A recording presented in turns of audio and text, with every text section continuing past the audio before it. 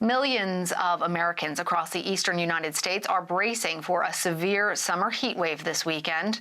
From the Great Plains through the Northeast, heat advisories are now in effect for about 75 million Americans. Heat records are likely to fall as temperatures approach triple digits in some of the nation's largest cities. CBS News meteorologist and climate specialist Jeff Berardelli joins me now. Jeff, hi there. Has there been a brief break in the heat or as the second wave is now expected? How hot will it actually get and where will it be the worst?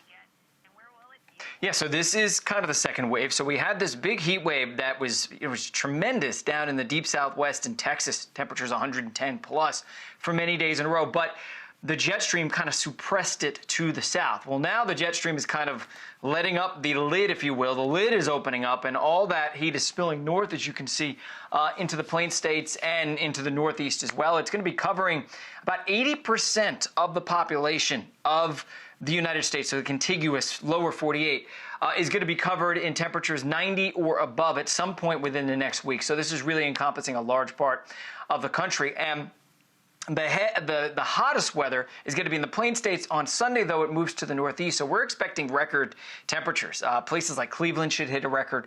Burlington, Vermont may hit 100 degrees near the Canadian border.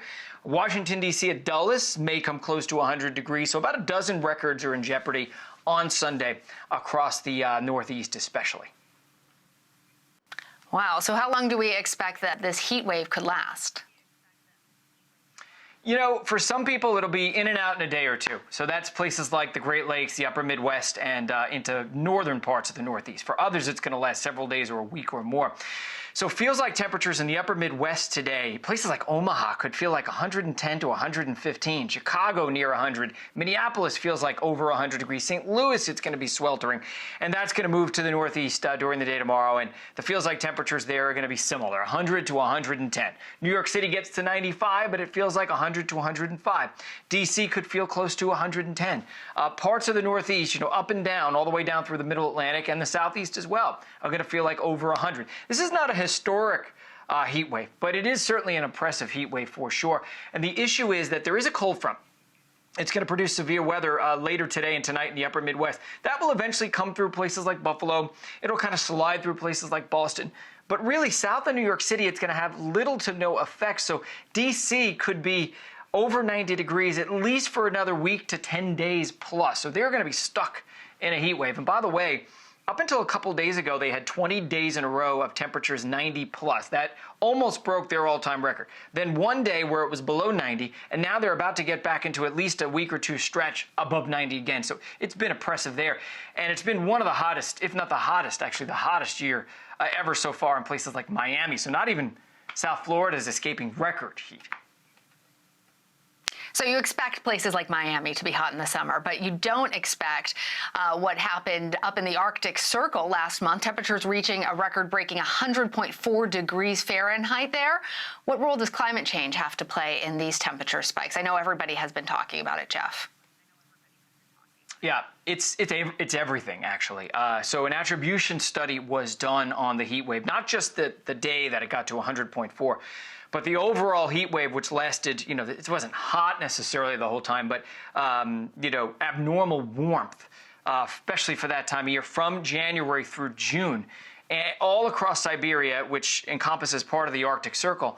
And what they found is that humans have made it 600 times more likely to happen. That whole area, through that whole stretch, was around 10 degrees Fahrenheit above normal. The chances of that happening, if humans hadn't intervened, if we weren't a force of nature, if we hadn't burned all those fossil fuels, the chance of it happening were once every 82,000 years at a minimum.